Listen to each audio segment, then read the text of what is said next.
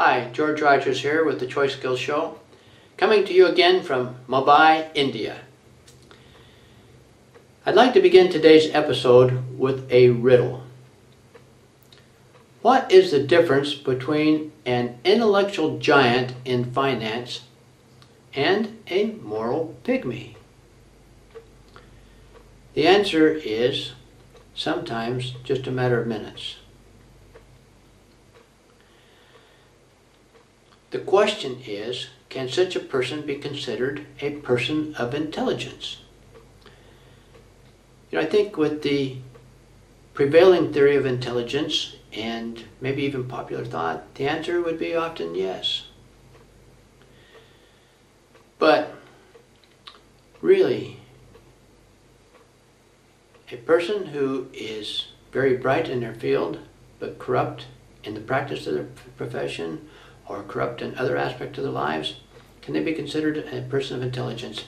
Alfred Binet would have answered that question. Interesting enough, the father of intelligence testing. A person who does not use good sense or judgment in the conduct of their affairs is an imbecile. That was his opinion, an imbecile.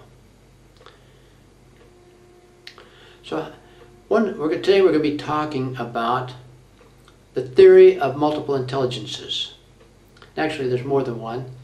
But one of the advantages of these theories is that it does help provide an explanation as to how it is possible for a person to be very bright and capable in one aspect of their lives and behave rather stupidly or foolishly in other aspects of their lives. And so we're going to be taking a look at these theories now, and I'd like to begin with a fellow by the name of Louis Thurstone.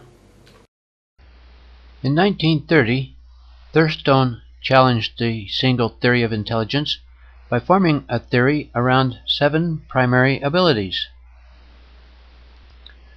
verbal comprehension, reasoning, perceptual speed, numerical ability, word fluency, associative memory, and spatial visualization.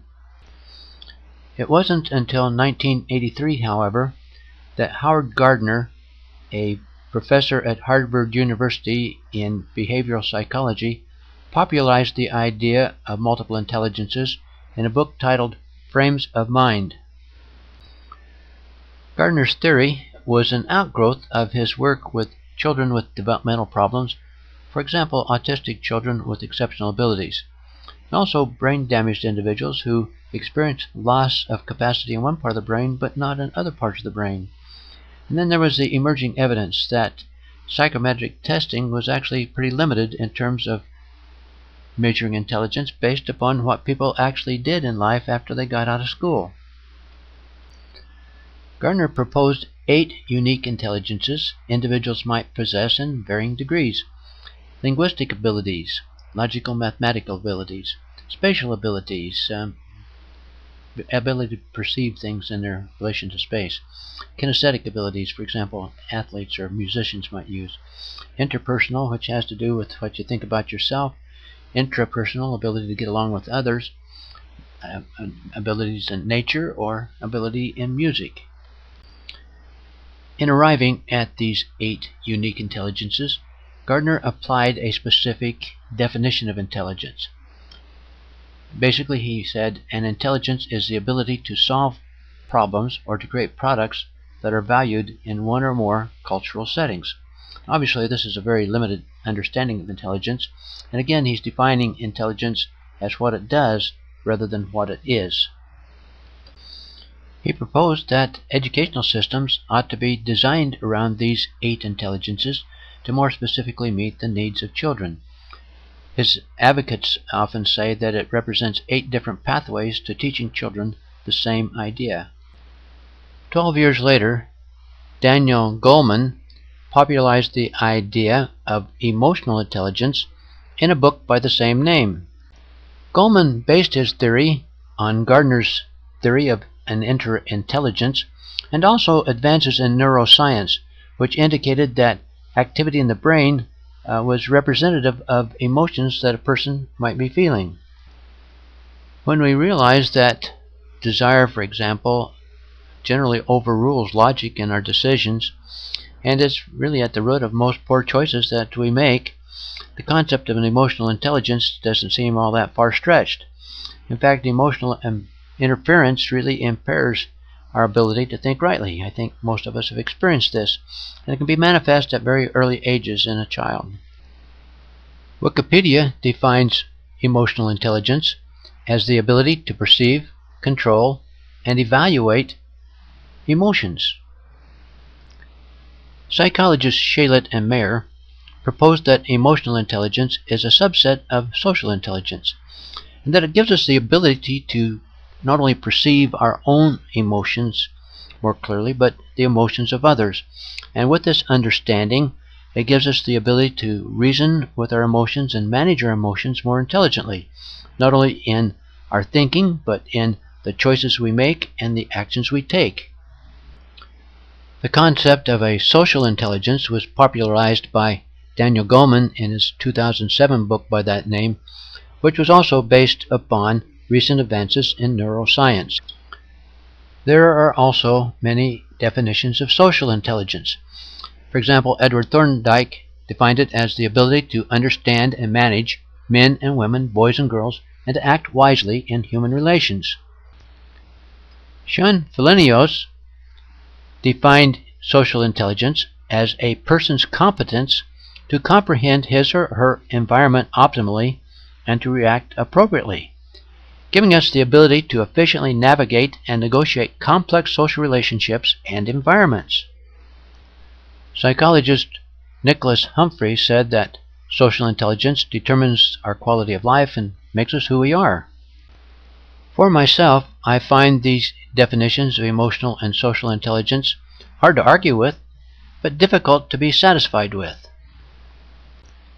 One of the benefits of these different theories of multiple intelligence is that it does suggest that there's opportunities for a more personalized, individualized approach to teaching children. Difficult, however, for public schools to do this, but it does perhaps offer some interesting opportunities and suggestions for people who homeschool. Certainly, among the benefits of Gardner's theories of multiple intelligences has been the introduction of the concepts of an inter and intra-intelligence. This has opened the door for these discussions around emotional and social intelligence, and we all realize that these are important factors not only in our ability to learn, but our success in life, because they affect, frankly, the choices we make in very direct ways. In addition, they help explain why very smart people often do some very dumb things. The various theories of multiple intelligence, however, are still not absolute truth. There's still a great deal of focus on attempting to quantify intelligence in these various forms, which boggles my mind. But in addition, they ignore the spiritual dimensions of learning and understanding and achievement. For example, scientists often attribute their insights to serendipity. And then, of course, we've all hopefully experienced inspiration of one sort and one time or another. And of course, then there's revelation that people of faith often experience. And unfortunately, the missing piece in education is still missing.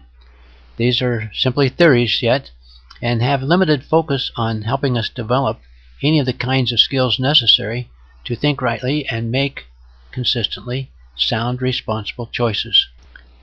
I invite you to join me now next week as we take a look at the nature of intelligence, exploring information and ideas which I believe we're all familiar with and would understand readily, to see what we can learn from there that will help us to form our own opinions of intelligence, which would be helpful to us in supplying this missing piece in education and in developing the tools and resources necessary to help our children learn to think rightly and to make sound choices in their lives, and frankly in the process perhaps help ourselves to do better as well.